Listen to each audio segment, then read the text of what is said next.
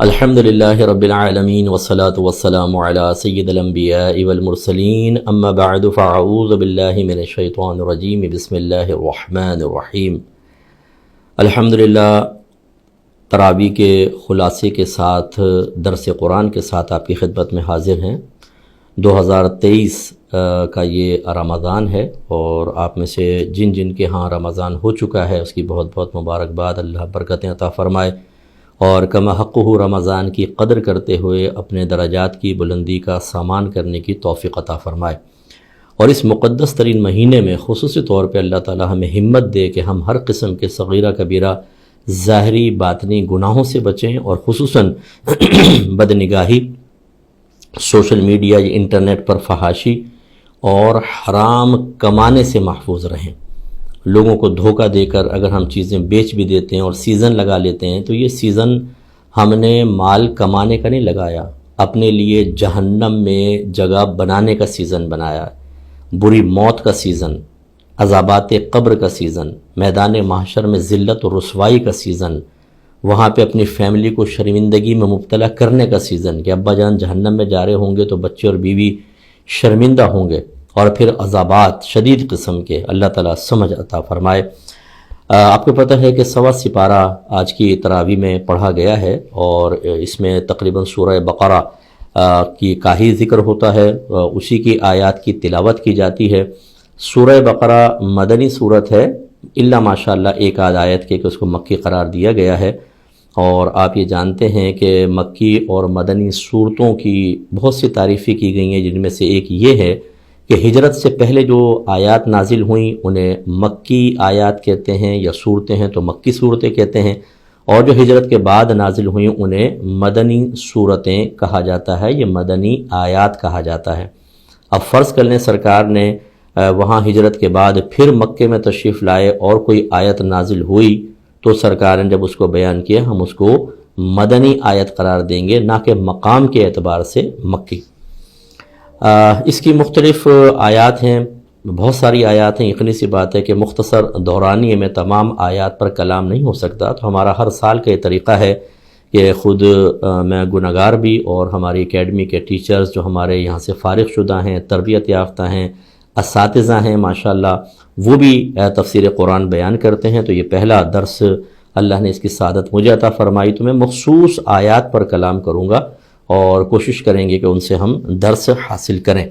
چنانچہ سورہ بقرہ کی 8 نمبر آیت میں اللہ تبارک و تعالی نے یہ گویا کہ بیان فرمایا کہ ہم کسی کے ظاہر کو نہ دیکھیں بلکہ حقیقت تک آئیں۔ ظاہر میں بعض اوقات ایسا ہوتا ہے کہ آدمی اپنے آپ کو مسلمان کہتا ہے، وہ نیک کہتا ہے، وہ اپنے آپ کو صحیح العقیدہ کہتا ہے، لیکن ضروری نہیں کہ ایسا ہو، بلکہ اس کی حقیقت کی طرف آنا چاہیے۔ وہ کیسے ہوگا وہ میں آپ کو بتاتا ہوں، لیکن ہماری صورتحال یہ ہے کہ ہم کسی کے ظاہر کو دیکھ کے ہی فیصلہ کرتے ہیں، اور اس میں مسٹیک ہو جاتی ہے۔ پہلے آیات سن لیں، پھر میں اس تمہید کی تفصیل آپ کی خدمت میں ذکر کرتا ہوں۔ اللہ تعالیٰ نے ارشاد فرمایا کہ وَمِنَ النَّاسِ مَن يَقُولُ آمَنَّا بِاللَّهِ وَبِالْيَوْمِ الْآخِرِ وَمَا هُمْ بِمُؤْمِنِينَ، اور لوگوں میں سے بعض وہ ہیں جو کہتے ہیں کہ ہم اللہ تبارک و تعالی پر اور اخروی دن پر ایمان لے آئے، حالانکہ وہ ایمان لانے والے نہیں ہیں۔ یہ وہ منافقین تھے جنہوں نے نبی کریم صلی اللہ علیہ وسلم کے دور میں مدینے میں بظاہر کلمہ پڑھا، لیکن دل سے ہمارے نبی کو نبی تسلیم نہیں کرتے تھے۔ ظاہر مسلمانوں والا تھا، داڑھی بھی تھی، کلمہ پڑھتے تھے بظاہر، سرکار کے پیچھے صلی اللہ علیہ وسلم نمازیں پڑھتے تھے، جہاد میں بظاہر شرکت کرتے تھے، اور دیگر جو معمولات مسلمین تھے ان میں شریک ہوتے تھے۔ تو ظاہر دیکھیں تو مسلمان، لیکن خود اللہ نے گواہی دی کہ ان کا دعویٰ بھی یہ ہے۔ اچھا، ایک تو ظاہر ہے آپ مشاہدہ کر رہے ہیں، ایک شخص زبان سے اقرار کر رہا ہے، اقرار بھی ان کا یہ تھا کہ ہم ایمان لے آئے اللہ تعالیٰ پر بھی، اخروی دن پر بھی، لیکن اللہ تعالیٰ کیا فرما رہا ہے؟ یہ ایمان لانے والے نہیں ہیں۔ یخادعون اللہ والذین آمنوا، یہ اللہ تبارک و تعالیٰ کو دھوکہ دینا چاہتے ہیں، یعنی اس کی کوشش کرتے ہیں، حالانکہ اللہ کو کون دھوکہ دے سکتا ہے، تو یہ کوشش کرتے ہیں، اور ان لوگوں کو جو ایمان لائے۔ وما یخدعون الا انفسہم، اور یہ دھوکہ نہیں دیتے ہیں مگر اپنے آپ کو ہی۔ وما یشعرون، اور یہ اس کا شعور نہیں رکھتے ہیں۔ اس کا مطلب یہ ہوا، آپ دیکھیں جو ابھی ہم آپ کو تمہیداً سمجھا رہے تھے کہ آپ فوری طور پر، یہ میں خاص طور پہ ان کے لیے عرض کر رہا ہوں کہ جو انٹرنیٹ پہ چلے جاتے ہیں، ایسی ویب سائٹ جہاں پہ فتویٰ دیا جا رہا ہے، ایسی ویب سائٹ جہاں پر اسلام کے بارے میں بتایا جا رہا ہے، آپ یوٹیوب جوائن کرتے ہیں، وہاں پر کسی عالم کی اسپیچ چل رہی ہوتی ہے، آپ نیچے دیکھتے ہیں تو ملینز کے اعتبار سے لوگوں نے اس کو سنا ہوتا ہے یا انہوں نے فیک بنایا ہوتا ہے۔ یہ بھی چکر چل رہا ہے کہ خرید لیتے ہیں اس طرح کی چیزیں، پیسے دے کر وہ تعداد شو کرتے ہیں جیسے لگے کہ بہت زیادہ ان کو لوگ دیکھ رہے ہیں، حالانکہ نہ وہ معروف ہوتے ہیں، نہ ان کو بولنے کا انداز آتا ہے، نہ ان کی باتوں میں کوئی دم ہوتا ہے۔ ہم جیسے جو اہل علم ہیں، اللہ نے ہمیں طالب علم بنایا ہے، ہم جیسے اگر ان کی اسپیچ سنیں تو ہم 50 غلط نکال دیں، تو پھر ملینز کیسے آپ کو دیکھ رہے ہیں؟ آپ تو معروف بھی نہیں، مشہور بھی نہیں، پھر بھی نہیں۔ یہ بھی ذرا ذہن میں رکھیے گا جتنے میرے ینگسٹرز مجھے سن رہے ہیں، ہمارے بھائی بہن سن رہے ہیں، کہ یہ بھی ایک طریقہ ہوتا ہے کہ مصنوعی تعداد نیچے دکھا کر، وہ چاہے پیسے دے کر ہو، کسی طریقے سے یہ ثابت کرنے کی کوشش کی جاتی ہے کہ ہم بہت بڑے اسکالر ہیں، لیکن جب آپ سنیں گے تو ان کی اسکالرشپ 2 منٹ میں نکل جاتی ہے۔ تو خلاصہ کلام یہ ہے کہ آپ انٹرنیٹ پر جا کر ہر قسم کی ویب سائٹ کو دیکھ لیتے ہیں، یہ سمجھ کر کہ اس میں اسلام کا نام ہے، چلانے والا جی محمد چراغ دین ہے فرض کر لیں، تو جی محمد بھی نام رکھا ہوا ہے اور دین کا چراغ ہے۔ لیکن یہ یاد رکھیں کہ اللہ تعالیٰ نے یہاں ارشاد فرما دیا کہ بہت سے زبان سے اسلام کا دعویٰ کرنے والے ہوں گے، لیکن ان کے دعوے قابل قبول نہیں ہوں گے۔ تو وہ لوگ یہ سمجھتے ہیں کہ ہم پبلک کو اپنے گرد جمع کر کے اور اپنے فائدے حاصل کر لیں گے، لیکن اللہ تبارک و تعالیٰ بہتر جانتا ہے، اور ان میں بہت سارے ایسے ہوتے ہیں جو آپ کے اسکول آف تھاٹ کے نہیں ہوتے۔ اب سوال یہ پیدا ہوتا ہے کہ ہم انہیں کیسے پہچانیں گے؟ اس میں دیکھیں بنیادی اصول آپ اچھی طرح سمجھیں۔ کسی کی پہچان کے لیے جس فیلڈ سے وہ تعلق رکھتا ہے اس کی بنیادی معلومات آپ کے پاس ہونی چاہیے۔ مثال کے طور پہ اگر آپ کو گاڑی کے انجن کی معلومات ہیں، اب آپ کسی مکینک سے ٹھیک کراتے ہیں، اگر وہ کچھ فالٹ کر رہا ہے، خرابی کر رہا ہے، فراڈ کر رہا ہے، چیٹنگ کر رہا ہے، تو آپ کیا فوراً پہچان سکیں گے کہ نہیں؟ اسی طریقے سے اگر کوئی آپ اور کسی فیلڈ سے آپ تعلق رکھتے ہیں تو اپنی فیلڈ کے بارے میں چونکہ آپ کو معلومات ہوتی ہیں، اس سے ریلیٹڈ کتنے بھی کام ہوتے ہیں، جو شخص ایسا خرابی کر رہا ہوگا آپ پکڑ لیں گے۔ تو اب اصول یہ ہوتا ہے بنیادی کہ آپ اپنے مذہب کے بارے میں بنیادی تعلیمات تو حاصل کریں۔ آپ کو اسلامی عقائد آنے چاہیے بما دلائل، اللہ تعالیٰ کی ذات ہے، صفات ہے، آسمانی کتابیں ہیں، نبوت، رسالت، جنت، دوزخ، جن، فرشتے، تقدیر، آخرت، اور اسی طرح پھر شرک ہے، کفر ہے، بدعت ہے، ان کے بارے میں نہ صرف معلومات حاصل کرنا بلکہ ان میں سے ضروری چیزوں کا خلاصہ اپنے مائنڈ میں رکھنا۔ یہ جب آپ کے ذہن میں ہوگا تو پھر آپ جب کسی کو سنتے ہیں تو فوراً اگر وہ مسٹیک کرتا ہے، اگر وہ ہمارے اکابرین کے راستے سے ہٹ کر چلتا ہے، جمہور مسلمین کے راستے سے ہٹ کر چلتا ہے، تو آپ کے ذہن میں کلک ہوگا، فوراً آپ کہیں گے کر رہا ہے۔ اور اچھی طرح یاد رکھیں اللہ تبارک و تعالیٰ نے قرآن عظیم میں الحمد شریف میں واضح ہمیں فرما دیا، اہدنا الصراط المستقیم صراط الذین انعمت علیہم، اے اللہ ہمیں گویا کہ دعا کرنا ہم پر واجب ہے، نماز میں ہم پہ واجب کر دیا، اللہ ہمیں سیدھا راستہ چلا، ان لوگوں کا راستہ جن پر تو نے انعام فرمایا، اپنے انعام یافتہ بندوں کے راستے پہ چلا۔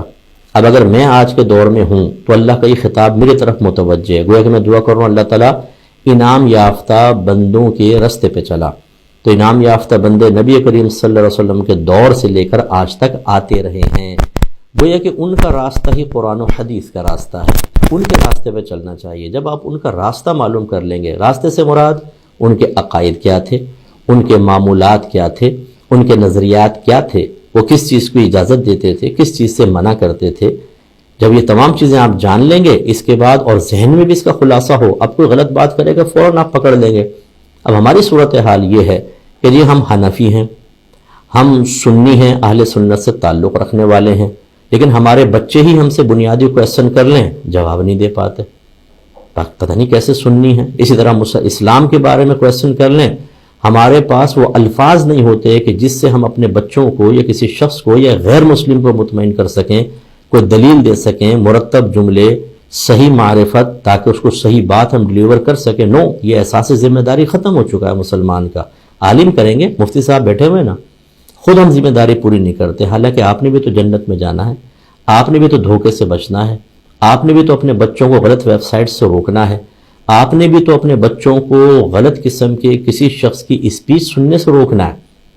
جب ہمارے بچے عقائد ہی نہیں جانیں گے تو وہ جو بیان کر رہا ہے اسی کو حق تصور کر کے اس کو قبول کر لیں گے، یہ تو آپ اپنے بچوں کو تباہ کر رہے ہیں۔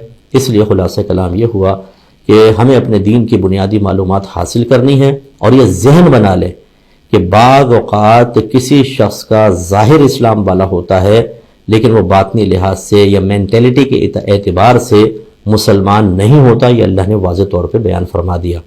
تو ایک تو ہے اپنی معلومات، دوسری چیز ہوتی ہے کہ چلیں آپ کے پاس معلومات نہیں، تو سیکنڈ اسٹینڈرڈ یہ ہوتا ہے کہ آپ جو اچھے مستند آپ کے اسکول آف تھاٹ کے علماء ہیں ان پہ ٹرسٹ کریں۔ آپ ایسے ٹرسٹیبل پرسن آپ کو مل جائیں گے ہر اس میں کہ، اور ہر شعبہ ہے زندگی میں، آپ کو مسجد میں بھی ملیں گے، آپ کو ویسی اسٹیجز پہ اسپیچ کرنے والے ملیں گے، اگر آپ یوٹیوب پہ جائیں گے وہاں پر بھی ملیں گے۔ آپ معلومات کریں جس اسکول آف تھاٹ سے آپ کا تعلق ہے، آپ اہل سنت سے ہیں، آپ سنی ہیں، تو سنی علماء کو تلاش کریں، پھر ان کی رائے کے مطابق آپ فیصلہ کریں۔ جیسے ابھی ایک سسٹر نے مجھ سے کہا کہ مفتی صاحب ہم نے فتوے لیے، میں فتوے جمع کر رہی ہوں، مختلف کویشچن کرتی ہوں، فتوے جمع کر لیتی ہوں۔ میں نے کہا کہاں سے کر رہی ہیں؟ انہوں نے کہا میں ایک ویب سائٹ پہ جاتی ہوں، وہاں سے میں لیتی ہوں، کویشچن کرتی ہوں، جمع کر لیتی ہوں۔ میں نے کہا ذرا دیکھ لیجئے گا کہ وہ ویب سائٹ آپ کے اسکول آف تھاٹ والوں کی ہے یا نہیں، کیونکہ اس سے بڑا مسئلوں میں فرق آ جائے گا۔ وہ اپنے دلائل کے ساتھ ایک مسئلے کو بیان کرتے ہیں جو دلیل ہمارے لیے قابل قبول بعض اوقات نہیں ہوتی۔ ہم امام اعظم ابو حنیفہ رضی اللہ تعالیٰ عنہ کی پیروی کرتے ہیں اور اب میجورٹی میں ہیں ورلڈ میں، اور ہمارا جو نظریہ ہے، ہمارے جو دلائل ہیں وہ بہت ہی قوی ہیں۔ اب جو انہوں نے دیکھا تو انہوں نے پھر بعد میں مجھے کہا کہ ہاں مفتی صاحب یہ تو وہ مسئلہ ہے۔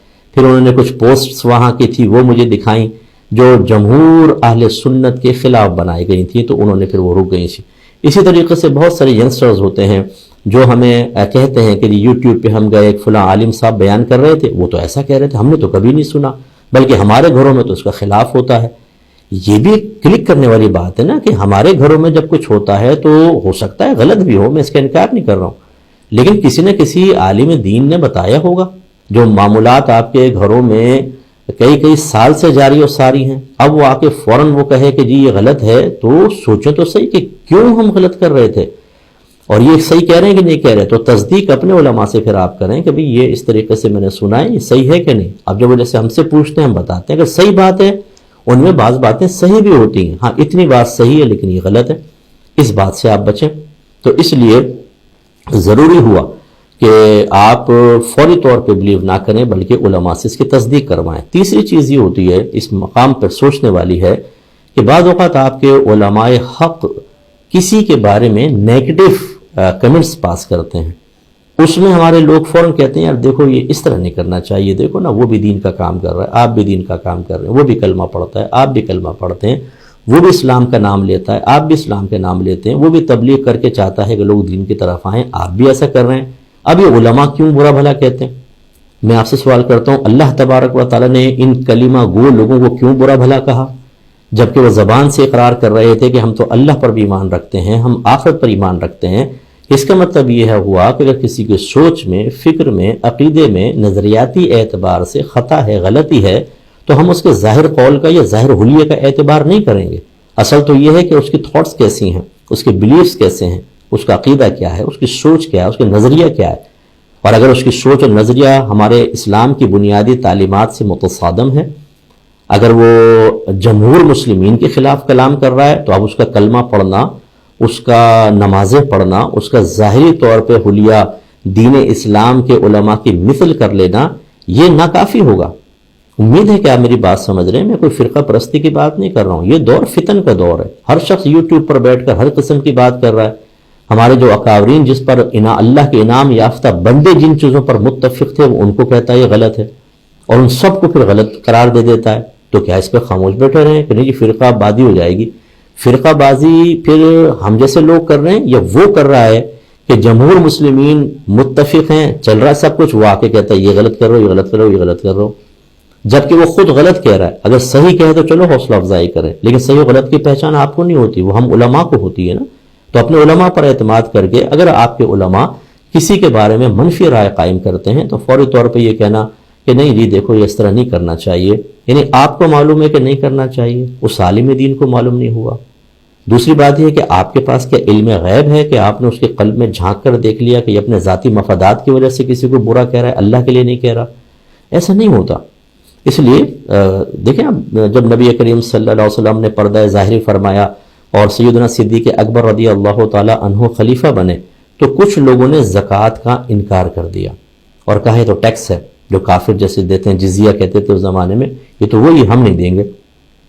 تو صدیق اکبر رضی اللہ تعالی عنہ نے ان کے خلاف جہاد کا اعلان کیا تھا اور فرمایا کہ نبی کریم صلی اللہ علیہ وسلم کے دور میں اگر جوتے کا ایک تسمہ بھی کوئی دے گا اور اب وہ اس کا انکار کرے گا تو میں اس کے خلاف جہاد کروں گا۔ اب بتائیے، وہ کلمہ گو تھے، وہ نمازی تھے، وہ داڑھی والے تھے، وہ سر پہ امامے پہنتے تھے، لیکن انہوں نے ضروریات دین میں سے ایک چیز کا انکار کیا تو سیدنا صدیق اکبر پھر ان کے ساتھ عمر فاروق متفق ہوئے اور پھر تمام صحابہ متفق ہوئے اور جہاد کیا گیا ان کے خلاف۔ اب میں آپ سے کویسچن کرتا ہوں کہ آپ جو مطلب اگر ہمارے والدین کو کوئی گالی بک دے تو ساری زندگی نہ اس کی شکل دیکھنا چاہتے ہیں، نہ ہاتھ ملانا چاہتے ہیں، جس محفل مجلس میں وہ آتا ہے ہم رشتہ داروں کو منع کر دیتے ہیں کہ وہ آیا نہ میں نہیں آؤں گا۔ یہاں پر نہ ہمیں اخلاق یاد آتا ہے، نہ تعلیمات قرآن یاد آتی ہیں، نہ تعلیمات اسلام، نہ نبی کریم صلی اللہ علیہ وسلم کی سیرت اور کردار۔ حالانکہ اس طرح ذاتی مفادات کے لیے یا ذاتی معاملات کی وجہ سے کسی مسلمان سے ناراض رہنا ٹھیک نہیں ہوتا، لیکن ہم کہتے ہیں صحیح ہے، کبھی نہیں ملیں گے۔ لیکن نبی کریم صلی اللہ علیہ وسلم کے بارے میں، اسلام کے بارے میں، اللہ کے بارے میں، اہل بیت اطہار صحابہ کرام کے بارے میں، قرآن کے بارے میں کوئی شخص غلط باتیں کر رہا ہو اور آپ کے علماء حقہ کہیں یہ غلط ہے اور آپ کہیں دیکھو ایسا نہیں کہنا چاہیے، کیوں یہ نرم رویہ ہے آپ کا؟ مذہب کے معاملے میں اتنی نرمی، دینی معاملے میں اور ذاتیات کے معاملے میں آپ بالکل معاف کرنے کے لیے تیار نہیں ہوتے، اس بات کو اچھی طریقے سے سمجھیے۔ تو پہلی چیز ہوتی ہے کہ آپ خود علم رکھیں، نمبر 2 بڑی جماعت جمہور مسلمین کو دیکھیں، اپنے علماء کو دیکھیں، تیسری چیز یہ ہے کہ آپ اگر کوئی خدا نخواستہ کوئی ایسی چیز آپ کے سامنے آتی ہے فوراً تصدیق اپنے علماء سے کروائیں، اور علماء کی رائے اگر کسی کے خلاف ہے تو اس رائے کو آپ کو قبول کرنا چاہیے، یہ کہہ کر اس کو چھوڑ دینا کہ نہیں یہ بس علماء کے آپس کے معاملات ہیں ہمیں ملنا چاہیے، نہیں۔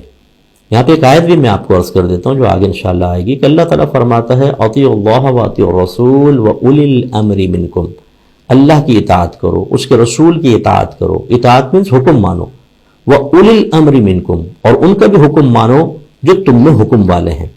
اس کی تشریح اولی الامر منکم کون ہوتے ہیں؟ علماء نے فرمایا وہ کہ جو علماء ہیں، مفتیان کرام ہیں، لوگوں کو مسائل بتاتے ہیں، فتوے دیتے ہیں، ان کی تربیت اور اصلاح کرتے ہیں۔ اس کا مطلب یہ ہوا کہ جب ہماری ذمہ داری اللہ نے رکھی کہ آپ تربیت کریں، اصلاح کریں، فتویٰ دیں، شرعی احکام بتائیں، اور جب ہم بتائیں یہ دیکھ کر کہ ایک شخص جو ہے وہ اسلام کے لبادے میں غلط کام کر رہا ہے، وہ اپنے آپ کو مسلمان کہہ کے غلط تعلیمات عام کر رہا ہے، تو پھر آپ جواب میں کہیں کہ دیکھو جی ایسا نہیں کرنا چاہیے تھا، یہ چیز ٹھیک نہیں ہوتی، تو خواہ کسی سے لڑے نہیں، لیکن آپ کم از کم اپنے لیے سیدھا راستہ تو اختیار کریں اور اس کو صحیح طریقے سے طے کریں، اور وہ اسی طرح ہوگا جیسے میں نے آپ کی خدمت میں ذکر کیا ہے۔ اگلا جو آیت ہے یہ 49 سے لے کر 54 نمبر آیات پہ میں کلام کرنا چاہوں گا، اور اس میں خلاصہ یہ ہے کہ موسیٰ علیہ السلام کے دور میں آپ جانتے ہیں ابتدائی جو دور تھا فرعون غالب تھا، قابض تھا، اور آپ کی قوم یعنی موسیٰ علیہ السلام کی قوم بنی اسرائیل کو انہوں نے غلام بنایا ہوا تھا اور ان سے خدمتیں لیتے تھے، اور پھر فرعون نے خواب دیکھا کہ کوئی انہی میں سے ایک بچہ پیدا ہوا، یعنی ایک آگ اٹھی ہے اور اس نے آ کے اس کے محل کو جلایا۔ جب تعبیر معلوم کی تو پتہ چلا جی کہ لڑکا پیدا ہوگا اور وہ تیری زوال سلطنت کا سبب بنے گا، تو اس نے حکم دیا تمام لڑکوں کو، بنی اسرائیل کے لڑکے جو بھی پیدا اس کو قتل کر دو، تو قتل عام سٹارٹ ہو گیا۔ کچھ عرصہ ایسا ہوتا رہا تو اس کے درباریوں نے کہا کہ اگر آپ اسی طرح ان کے لڑکے مارتے رہے تو جو ابھی خدمت کر رہے ہیں بنی اسرائیلی یہ ہو جائیں گے بوڑھے اور مر جائیں گے، پھر ہمارا کام کون کرے گا؟ تو آپ تو بچے لڑکوں کو مارے چلے جا رہے ہیں۔ اب اس غبی شخص نے کہا کہ چلو پھر ایسا کرتے ہیں کہ ہم 1 سال لڑکوں کو چھوڑ دیں گے اور 1 سال قتل کریں گے۔ اب اس سے کوئی سجیشن دینے والا اس کو نہیں تھا، کوئی مشورہ دینے والا نہیں تھا کہ جس سال تو لڑکوں کو چھوڑے گا اگر اسی سال میں وہ لڑکا پیدا ہوگا جو تیری تباہی کا سبب بنے گا تو کیا ہوگا؟ تو صحیح بات یہ ہے کہ جب کوئی اللہ اس کے رسول کے خلاف چلتا ہے تو اللہ تعالیٰ ایسے اس کو غبی کر دیتا ہے اور اس کے فہم میں کمی پیدا ہو جاتی ہے، اچھی طرح یاد رکھیے گا۔ لہذا یہ ہوا کہ جس سال بچوں کو چھوڑا گیا اس دن اس میں ہارون علیہ السلام پیدا ہوئے، اور جب قتل کرنا تھا تو موسیٰ علیہ السلام پیدا ہوئے، اور آپ کی والدہ نے آپ کو دریا میں ڈال دیا فرعون کے شر سے بچانے کے لیے۔ تو فرعون اپنی بیوی آسیہ کے ساتھ محل پہ کھڑا ہوا تھا، سامنے دریا جا رہا تھا، اس میں وہ بچہ تیرتا ہوا جا رہا، یعنی ٹوکری کے اندر منگوایا، لاؤ بھی یہ کیا چیز ہے؟ دیکھا تو بچہ، اب ان کے ہاں اولاد نہیں تھی، تو اللہ تبارک و تعالیٰ نے اپنے دشمن موسیٰ علیہ السلام کے دشمن کے گود میں اس بچے کو ڈلوا دیا. اس نے دیکھا تو بڑے خوبصورت تھے موسیٰ علیہ السلام. بی بی آسیہ نے کہا ہمارے اولاد نہیں، کیوں نہ ہم اس کو اپنے گھر میں پال لیں. کہا ٹھیک ہے. تو موسیٰ علیہ السلام وہاں پہنچ گئے. پھر آپ بڑے ہوئے اور آپ نے اس کے خلاف کام کیا اور اس کو اللہ نے غرق کیا. یہ ایک بہت بڑا انعام تھا. لیکن حضرت موسیٰ علیہ السلام کی قوم بڑی ناشکری قوم تھی. انہوں نے اس طرح کے بہت سارے انعامات حاصل کرنے کے باوجود اس کا صحیح شکر ادا نہیں کیا، وہ نافرمانی میں لگے رہے. تو شروع میں یہ بات بیان کی، ذرا دیکھیے وَإِذْ نَجَّيْنَاكُمْ مِنْ آلِ فِرْعَوْنَ. اور اے موسیٰ یاد کیجئے کہ جب ہم نے بلکہ اللہ تعالیٰ یہ نبی کریم سے خطاب فرما رہا ہے، اور جو سرکار کے دور کے یہود تھے ان کو اصل میں یہ سمجھانے کی کوشش کی گئی ہے کہ جو نبی ہمارے نبی نہ کسی اہل کتاب کے ساتھ بیٹھے، نہ کوئی کتابیں پڑھیں، پھر اس زمانے کے واقعات کیسے بیان کر رہے ہیں. تو معلوم ہوا کہ یہ اللہ تبارک و تعالیٰ نے وحی فرمائی. تو یہ سابقہ واقعات جو یہود کے اندر معروف تھے، ان کا جب نبی کریم نے بیان فرمایا تو یہ آپ کی نبوت پر دلیل بن گئی. کیونکہ نہ آپ پہلے زمانے میں تھے، نہ قصہ گو لوگوں کے درمیان بیٹھتے تھے، نہ آپ نے کتابیں پڑھی، نہ اہل کتاب کے ساتھ آپ رہے. پھر کیسے پتہ چلا؟ اس کا مطلب ہے اللہ نے بتایا. تو یہ گویا کہ ان کو خطاب ہے ایک طریقے سے. وَإِذْ نَجَّيْنَاكُمْ مِنْ آلِ فِرْعَوْنَ. اور یاد کرو کہ جب ہم نے تمہیں نجات دی آل فرعون سے، یعنی فرعون والوں سے. یسومونکم سوء العذاب یذبحون ابناءکم ویستحیون نساءکم. وہ تمہیں چکھاتے تھے یعنی دیتے تھے برا عذاب، ذبح کر دیتے تھے تمہارے بیٹوں کو اور زندہ چھوڑ دیتے تھے تمہاری عورتوں کو. وفی ذلکم بلاء من ربکم عظیم. اس میں تمہارے رب کی طرف سے ایک بہت بڑی آزمائش تھی. وَإِذْ فَرَقْنَا بِكُمُ الْبَحْرَ. اور یاد کرو کہ جب ہم نے پھاڑ دیا دریا کو. فَأَنْجَيْنَاكُمْ. تمہیں نجات دے دی. وَأَغْرَقْنَا آلَ فِرْعَوْنَ وَأَنْتُمْ تَنْظُرُونَ. اور ہم نے فرعون والوں کو اس میں غرق کر دیا حالانکہ تم دیکھ رہے تھے، یعنی تمہاری نگاہوں کے سامنے غرق کیا ہم نے. لیکن اب ہوا کیا؟ یہ جو پیچھے پس منظر تھا جو مجھے بیان کرنا ضروری تھا. ہوا یہ کہ ڈیمانڈ ہوئی جی ہمیں احکام دیں، اللہ تعالیٰ میں حکم دیں، ہم اس پہ عمل کریں گے. موسیٰ علیہ السلام نے اللہ تعالیٰ کی بارگاہ میں عرض کی. اللہ تعالیٰ نے آپ کو فرمایا آپ 40 دن کے لیے خلوت نشینی اختیار کریں، اس میں مجاہدہ کریں، ریاضات کریں، اور 40 دن کے بعد ہم آپ کو کتاب عطا کریں گے. تو پھر آپ کو توریت دی گئی جس میں احکام لکھے ہوئے تھے. تو یہ اس کا ذکر کرتے ہوئے اللہ تعالیٰ نے بیان فرمایا. اب موسیٰ علیہ السلام 40 دن کے لیے چلے گئے اور آپ نے اپنے بھائی ہارون کو پیچھے چھوڑ دیا کہ قوم کا خیال رکھیں. آپ چلے گئے تو سامری ایک شخص تھا، اس کا میں ذکر کروں گا طویل ہو جائے گا. بہرحال اس نے ورغلایا لوگوں کو کہ تم ایک سونے کا بچڑا بناؤ. اور اس سامری کو یہ اس کی والدہ فوت ہو گئی تھی، یہ جنگل کے اندر تھا تو والدہ فوت ہو گئی تھی. جب یہ پیدا ہوا تو اللہ تعالیٰ نے خاص جبریل امین کو بھیجا جو اس کو کھلاتے تھے پلاتے تھے اور یہ بڑا ہوا. تو یہ جب ذی شعور ہوا تو یہ دیکھا کرتا تھا کہ جبریل امین جب گھوڑے پہ واپس جاتے ہیں تو ان کا گھوڑا جس جگہ قدم رکھتا ہے وہاں سے گھاس اگ جاتی ہے. تو اس کو یہ اندازہ ہوا کہ گھوڑے کے اس قدم میں بڑی برکت ہے اور اس سے زندگی پیدا ہوتی ہے، یعنی نشو و نما ہوتی ہے. اس نے وہاں کی مٹی اٹھا لی. اب جب موسیٰ علیہ السلام توریت لینے کے لیے گئے تو اس نے بچڑا بنوایا اور اس کے منہ میں مٹی ڈالی. اللہ کے حکم سے وہ بولنے لگا. تو اس نے کہا دیکھو یہی وہ خدا ہے موسیٰ کا. موسیٰ گئے ہوئے خدا یہ رہا. لوگوں نے پوجا شروع کر دی اور بت پرستی کر کے کافر ہوئے. یہ اللہ نے بیان فرمایا. اب ہونا یہ چاہیے تھا کہ موسیٰ علیہ السلام کا کہنا مانتے اور ہارون علیہ السلام نے منع کیا یہ نہ کرو، نہیں باز آئے.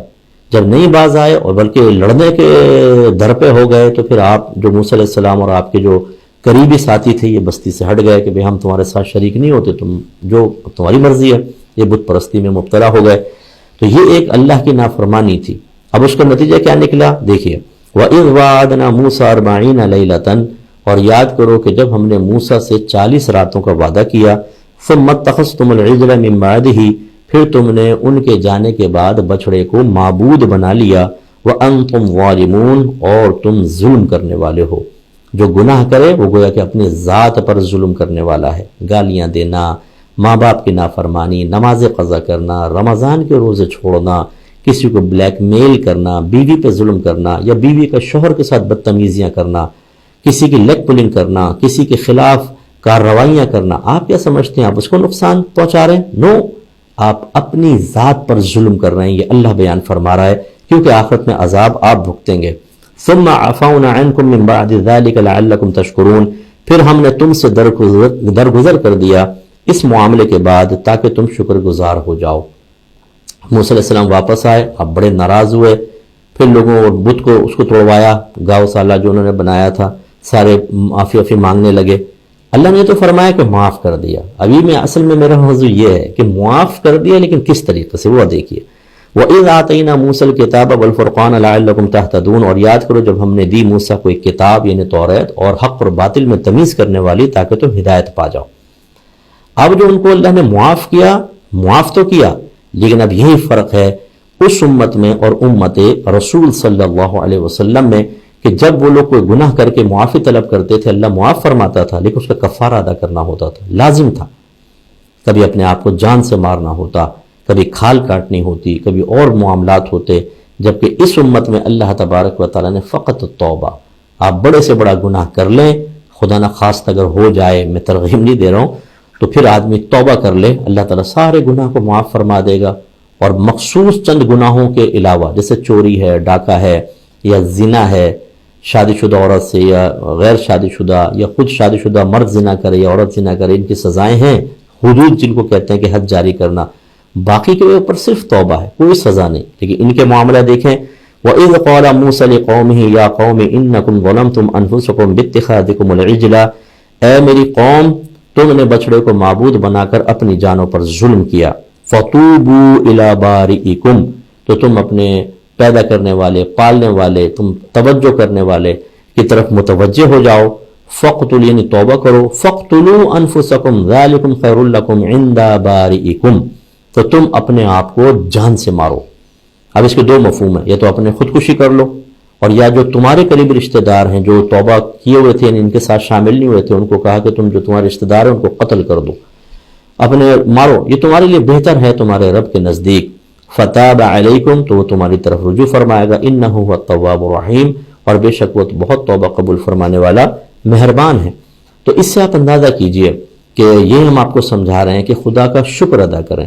میرے وہ بھائی بہن جو آئینے کے سامنے کھڑے ہو کر کہتے ہیں میرے بال صحیح نہیں ہیں، میری آنکھیں کسی کو بنا دی، میری بھویں ایسی کیوں ہیں، میری ناک موٹی کیوں ہے، لمبی کیوں ہے، پتلی کیوں ہے، میرے ہونٹ ایسے کیوں نہیں، میرا رنگ ایسا گورا کیوں نہیں بنایا، میرے ہاتھ اچھے کیوں نہیں بنائے، میرا قد چھوٹا کیوں کر دیا، ہمارے گھر میں تنگ دستی کیوں ہے، ہمیں بڑا گھر کیوں نہیں دیا، یہ معاملہ وہ معاملہ، یعنی اللہ تبارک و تعالیٰ کے انعامات حاصل جو ہوئے ہیں ان پہ توجہ نہیں ہے، ناشکری کے لیے تیار ہیں۔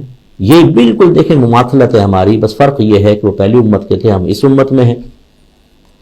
یہ کیوں نہیں غور کرتے؟ اب آپ اس پہ غور کریں کہ اللہ تبارک و تعالیٰ نے جب آپ کو مجھے ایک مسلمان گھر میں پیدا کیا، میں نے اور آپ نے مانگا تھا، تہجدیں پڑھی تھی، سجدے کیے تھے، طویل ریاضتیں کی تھی کہ یہ انعام ملا، مسلمان گھر میں پیدا ہونا۔ اللہ چاہتا کسی ہندو کے گھر میں پیدا کر دیتا، کسی اور کافر کے گھر میں پیدا کرتا، ساری زندگی کفری عقائد پر رہ کر مرتے ہمیشہ ہمیشہ کے لیے جہنم میں۔ اللہ نے اپنے کرم اور فضل سے ہمیں مسلمان گھرانے میں پیدا کیا۔ پھر پہلے زمانے کے بھی توحید کا اقرار کرنے والے تھے، مسلمین تھے، مومنین تھے، لیکن اللہ تعالیٰ نے ہمیں اپنے حبیب صلی اللہ علیہ وسلم کی امت میں پیدا فرمایا۔ اس میں میرا آپ کا کمال ہے یا ان کا کوئی قصور؟ نہ ان کا قصور، نہ میرا اور آپ کا کمال، وہ اللہ کا عدل ہے، یہ اللہ کا فضل ہے۔ اور پھر ہمیں خوش عقیدہ بنایا۔ اگر آپ خوش عقیدہ لوگوں سے تعلق رکھتے ہیں، نہ جو اللہ کی شان میں گستاخی کریں، نہ رسول کی، نہ اہل بیت اطہار کے شان میں، نہ صحابہ کرام کے شان میں، اچھے معتدل لوگ، ان کے اندر اللہ نے ہمیں پیدا فرمایا، تو اللہ تعالیٰ کا شکر ادا کرنا چاہیے۔ تو یہ انعام کے کم نہیں ہے۔ ایک نوجوان تھا، ایک بزرگ کے پاس آیا اور اپنے تنگ دستی کی شکایت کی۔ آپ نے فرمایا تم ایسا کرو، اپنی دونوں آنکھیں نکال کر دے دو، میں تمہیں 10,000 درہم دیتا ہوں۔ کہا کہ جی یہ تو نہیں ہو سکتا۔ فرمایا دونوں ہاتھ کاٹ کر دے دے، 10,000 درہم لے لے۔ کہا کہ یہ بھی نہیں ہو سکتا۔ فرمایا دونوں پیر کاٹ کے دے دے، 10,000 درہم لے لے۔ کہا یہ بھی نہیں ہو سکتا۔ فرمایا نادان، 30,000 درہم کا مال تو میں نے گنوا دیا کہ تیرے پاس موجود ہے، پھر تو کس تنگ دستی کی شکایت کر رہا ہے؟ دیکھیں یہ سوچ اور فکر ہوتی ہے۔ ہمارے بھائی بہن کہتے ہیں، مجھے بہت سے لوگ ملتے رہتے ہیں، وہ سب جس کام میں ہاتھ ڈالتا ہوں نا نقصان ہو جاتا ہے، پتہ نہیں میرے ساتھ ایسا کیوں ہو رہا ہے۔ پھر میں کہتا ہوں اچھا یہ بتاؤ، کیا آپ کے پاس بہت ساری ایسی نعمتیں ہیں جو دوسرے مسلمان بھائیوں کے پاس نہیں ہیں؟ ذرا سوچو۔ وہ سوچتا کہ ہاں سب ہیں تو صحیح۔ میں نے کہا پھر تم نے اس کا شکریہ ادا کیوں نہیں کیا؟ اس کے بارے میں کیوں نہ کر کہا کہ مفتی صاحب اللہ کا بڑا شکر ہے کہ اللہ نے مجھے لاکھوں سے اچھا رکھا ہے۔ یہ خصوصی طور پہ بات میں باہر رہنے والوں کے بارے میں گزارش کرتا ہوں، ہر ایک غلط نہیں ہوتا، ہر ایک ان چیزوں میں مبتلا نہیں ہے، لیکن جو ہیں وہ ذرا غور کریں۔ اللہ نے آپ کو باہر اسپیس دیا، آپ اصلی غذائیں کھاتے ہیں، نقلی غذائیں وہاں پر نہیں ہیں، کرپشن سے محفوظ ہیں، آپ کی عزتیں محفوظ ہیں، آپ کو بے شمار آسانیاں اور سہولتیں ہیں۔ آپ پاکستان ہندوستان آتے ہیں، لوگ بچ جاتے ہیں آپ کے صرف ویزے کو دیکھ کے، نیشنلٹی کو دیکھ کر۔ آپ کو اللہ نے ایک عزت اور وقار عطا فرمایا ہے، اس کے باوجود باہر بھی یہ سلسلہ ہے۔ ہر تیسرا میسیج ایسی آئے گا، چلیں پریشان ہیں دعا کے لیے کہیں کوئی بات نہیں، کوئی وظیفہ مانگے کوئی بات نہیں، میں شکوے کی بات کر رہا ہوں، پھر شکوہ مصطفیٰ ہمارے ساتھ ایسا کیوں ہو رہا ہے؟ ارے بھائی آپ نے کبھی یہ نہیں کہا اللہ تعالیٰ یہ ہمارے ساتھ ہی کیوں ہوا کہ تو نے ہمیں امریکہ بھیج دیا، یو کے بھیج دیا، باقی مسلمانوں کو کیوں نہیں بھیجا؟ یہ تو کبھی نہیں کہیں گے۔ انعام ملے تو مجھے ہی ملے، چاہے کسی کو ملے نہ ملے، لیکن پریشانی آئے تو میرے پاس کیوں آئے؟ یعنی آپ یہ چاہتے ہیں پریشانی بھی آپ پہ نہ آئے، وہ دوسروں پہ چلی جائے۔ یہ غلط رویہ ہوتا ہے۔ اور پھر یاد رکھیے کہ ناشکرہ پن یہی ہے کہ اللہ تبارک و تعالیٰ کی نعمت کو حاصل کر کے اس کو غلط کام میں استعمال کرنا، اللہ کی نافرمانی میں، اور وہ ہم بھی کر رہے ہیں۔ تو یہ مقام شکر ہے کہ اللہ نے اپنے حبیب کی امت میں پیدا فرمایا۔ اور بعض لوگ بڑے بڑے گناہ کرتے ہیں، اللہ تعالیٰ پردہ رکھتا ہے، وہ توبہ کر لے وہ آپ بھی فرما دیتا ہے، کوئی سزا بظاہر نہیں۔ اگر کسی سے زنا بھی ہو جائے، ضمن میں آپ کو بات عرض کر رہا ہوں، زنا ہو گیا، وہ نادم ہے، شرمندہ ہے، اللہ کی بارگاہ میں توبہ کریں، اسے اپنے آپ کو سزا پر پیش کرنا لازم نہیں ہوتا۔ اس سے میں میری بہنیں ذرا غور کر لیجئے، کئی بہنوں نے مجھے اس طرح کے کویسچنز کیے کہ کالج لائف میں میرا افیئر تھا کسی کے ساتھ، کچھ غلط مجھ کاموں کی طرف بڑھ گئی تھی، پھر میری شادی ہو گئی یا ہونے والی ہے، تو مفتی صاحب کیا مجھے اپنے شوہر کو وہ تمام باتیں بتانی چاہیے کہ میں کیا کیا کرتی رہی تھی؟ بھائی کیوں بتانا چاہتی ہیں آپ؟ وہ کہتے ہیں تاکہ میرا دل ہلکا ہو جائے۔ ارے دل ہلکا نہیں، بھاری ہو جائے گا۔ مرد کی غیرت بہت زیادہ ہوتی ہے، وہ اپنی بیوی کی شیئرنگ کسی کے ساتھ پسند نہیں کرتا، چاہے اس وقت آپ اس کی زوجہ نہیں تھی، لیکن جب آپ یہ بات بتائیں گی کہ میں نے لڑکے کے ساتھ وقت سپینڈ کیا تھا، میں ڈیٹ پہ چلی گئی تھی، یہ معاملہ ہوا تھا، وہ اس کے بعد وہ نارمل لائف آپ کے ساتھ گزار سکتا ہے؟ اللہ نے آپ کا پردہ رکھا، خاموش رہیں۔ ایسی مرد کو چاہیے کہ اپنے زمانے کالج کے یونیورسٹی کے زمانے کی تمام باتیں بیوی کو نہ بتائیں، آپ پردے میں رکھیں، اللہ سے توبہ کریں، اللہ تعالیٰ بخشنے والا مہربان ہے۔ ہماری ایک بہن نے کہا کہ جی وہ میرے شوہر نے کہا تم مجھے اپنی باتیں بتاؤ میں تمہیں بتاتا ہوں، اپنی دو چار بتائیں شوہر نے، اس نے سارا اگل دیا، اس نے طلاق دے دی، اب بیٹھی ہوئی ہیں رو رہی ہیں بیٹھ کر۔ تو اب مسئلہ کیا ہوتا ہے کہ شریعت کو ہم جانتے نہیں، شریعت ہم سیکھنا نہیں چاہتے، اس طرح کی باتیں کر کے اپنے آپ کو تباہ کرتے ہیں۔ اس لیے اللہ نے پردہ رکھا ہے اپنے حبیب کے صدقے میں، تو اس کی قدر کریں اور پردے کو قائم رکھا جائے۔ اگلی جو آیت ہے وہ ہے 77 نمبر۔ اللہ تعالیٰ فرماتا ہے کہ اولا یعلمون ان اللہ یعلم ما یسرون وما یعلنون، کیا یہ لوگ نہیں جانتے ہیں کہ بے شک اللہ تعالیٰ جانتا ہے جو کچھ وہ چھپاتے ہیں اور جو کچھ وہ ظاہر کرتے ہیں۔ یہ ہمارا عقیدہ ہے کہ ہمارا اللہ تبارک و تعالیٰ ایک ہی وقت میں ہر چیز کی طرف متوجہ ہوتا ہے، اور یہ اس کے لیے کوئی مشکل نہیں ہے۔ اور یہ بڑی، اس پہ آپ باتوں پہ غور کیا کریں، اس سے معرفت الہی بڑھتی ہے، اس سے اللہ تعالیٰ کی عظمت قلب میں بڑھتی ہے، اس کی قدرت کاملہ پر یقین اور اس کی معرفت حاصل ہوتی ہے۔ مثال کے طور پہ اب دیکھیں، میں ایک ہوٹل ہو جس میں 10 کمرے ہوں، ہر کمرے کے اندر ایک کیمرہ لگا دوں اور آپ کو بٹھا دوں، مانیٹرز لگے ہوئے ہیں، 10 کیمرے چل رہے ہیں، کوئی آدمی کیا کر رہا ہے، کچھ کر رہا ہے، اور میں کو ان سب کی رپورٹ بناؤ، لکھو کون کیا کر رہا ہے، کر سکتے ہیں آپ؟ چلیں 10 کے بجائے 5 کر لیں، 5 کے بجائے 2 کر لیں، 2 کے بجائے 1 ہی کر لیں، لیکن افراد مختلف ہیں، ادھر جا رہے ہیں، یہ کام کر رہے ہیں، کہ میں کہوں ہر ایک کی رپورٹ بناؤ، کر سکتے ہیں آپ؟ ہمارا نقص یہ ہے، ہماری عاجزی یہ ہے کہ ہم ایک کرتے ہیں تو دوسرے طرف توجہ نہیں رہتی۔ اس سے ہمیں سوچنا چاہیے اللہ تبارک و تعالیٰ کتنا عظیم ہے، وہ ہر ایک سے فرما رہا ہے، جو تم چھپاتے ہو جو ظاہر کرتے ہو وہ سب اللہ کو معلوم ہے۔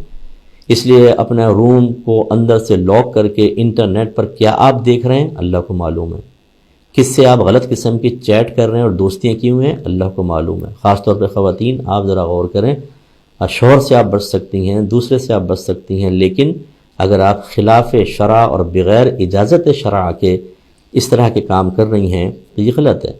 اچھا آپ کہیں گے کیا اجازت شرع بھی ہو سکتی ہے؟ مخصوص صورتوں کے اندر ہو سکتی ہے، میں غلط باتوں کی نہیں کہہ رہا ہوں، لیکن ایک مرد سے گفتگو بہت سے معاملات میں، آپ مفتی صاحب سے بات کر رہے ہیں، آپ کسی وکیل سے مشورہ کر رہے ہیں اور دیگر معاملات ہیں، اس کا ہو سکتا ہے، لیکن یہ جو تنہائی میں رہ کے ناجائز امور ہے، میں اس پہ کلام کر رہا ہوں کہ یہ اللہ تعالیٰ جانتا ہے۔ اسی طرح جب ہم کسی کو دھوکہ دے رہے ہوتے ہیں، فراڈ کر رہے ہوتے ہیں، اپنی گفتگو سے اس کو شیشے میں اتار رہے ہوتے ہیں، اللہ جانتا ہے۔ جب ہم خیانت کرتے ہیں اور ملاوٹ کرتے ہیں، اللہ جانتا ہے۔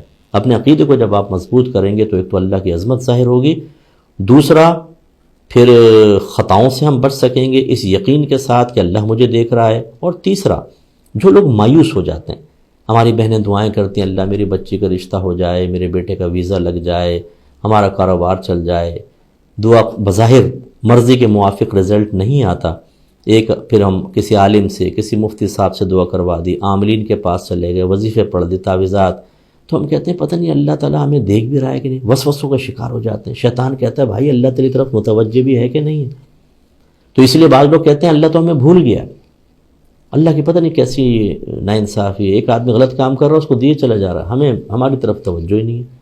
یہ عقیدہ صحیح نہیں ہے، یہ آپ کو کفر تک پہنچا دے گا۔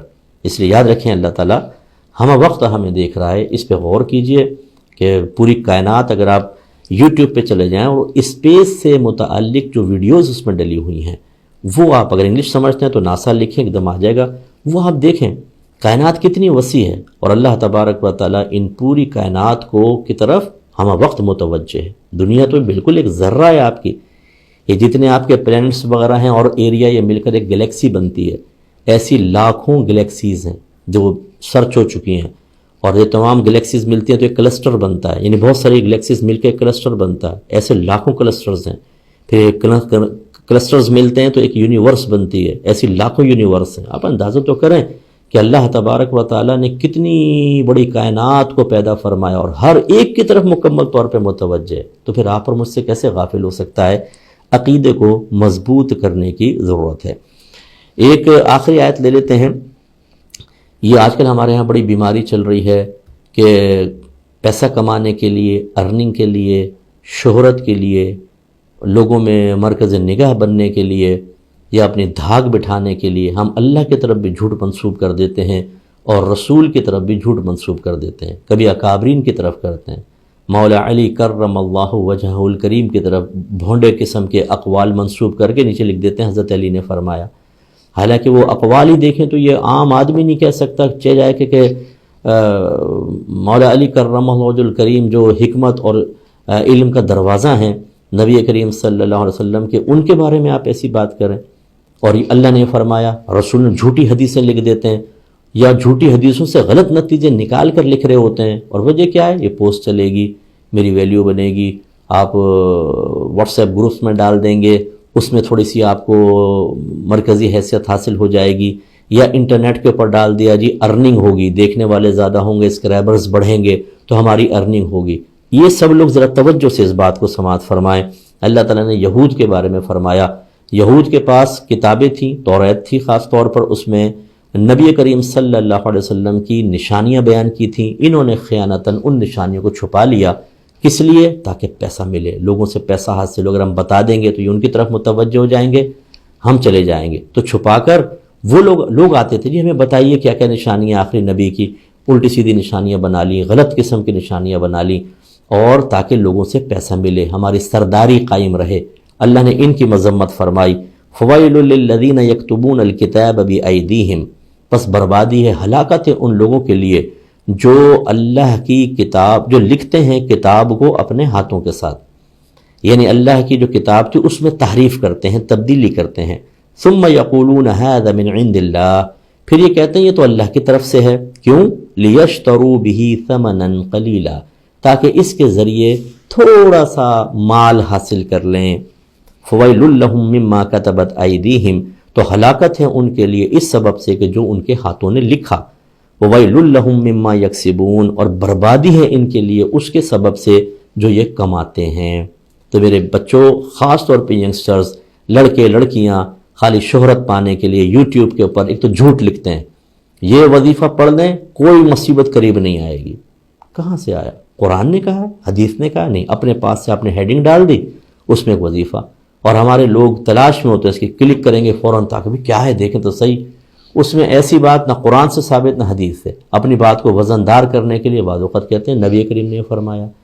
قرآن کے اندر کتنے لوگ مجھے ملتے ہیں، گفتگو ہوتی ہے، اسی لیے کہا جاتا ہے کہ علماء کے سامنے زبان کو سنبھال کے بیٹھنا چاہیے۔ جی صاحب قرآن میں تو اللہ یہ فرماتا ہے، ایک صاحب کہتے ہیں جو قرآن میں دیکھیں نا اللہ نے فرمایا نکاح سنت سے ہے، جو اس سے بے رغبت ہوا وہ مجھ سے نہیں۔ میں نے کہا بھائی یہ قرآن میں نہیں ہے، یہ تو حدیث ہے۔ او اچھا جی شاید مسٹیک ہو گئی، یعنی آپ کو کوئی خوف خدا نہیں تھا، آپ نے اللہ کی طرف جھوٹ منسوب کر دیا۔ ایسے آپ نبی کریم صلی اللہ علیہ وسلم کی طرف کر رہے ہیں، تھوڑا سا پیسہ کمانے کے لیے، آخرت میں اس کا حساب و کتاب دینا ہوگا۔ تو اچھی طرح یاد رکھیں، آپ ضرور خدمت دین کرنا چاہیں کریں، لیکن جھوٹ نہ بولیں، لوگوں کو دھوکہ نہ دیں تاکہ یہ کلک کریں۔ اس کے علاوہ مواد اگر ڈالنا چاہتے ہیں تو یا تو مستند کتابوں سے لیں، میری قرب الہی پڑھ لیں، ہر حدیث ریفرنس کے ساتھ ہے، تمام چیزیں اس میں سے لے کر اور ان کو آپ پوسٹ بنا کے ڈال لیں۔ اچھا پوسٹ بنا کے ڈالنے کے تو میں نے منع نہیں کرتا ہوں، آپ کر سکتے ہیں، اور یا پھر کسی عالم سے تصدیق کر لیں کہ جی یہ ایسا ہے، ٹھیک ہے میں کر لوں، یس پھر ٹھیک ہے، کوئی مسئلہ نہیں ہے۔ تو اس طریقے سے ذرا آپ احتیاط کریں، بہت بہتر ہے۔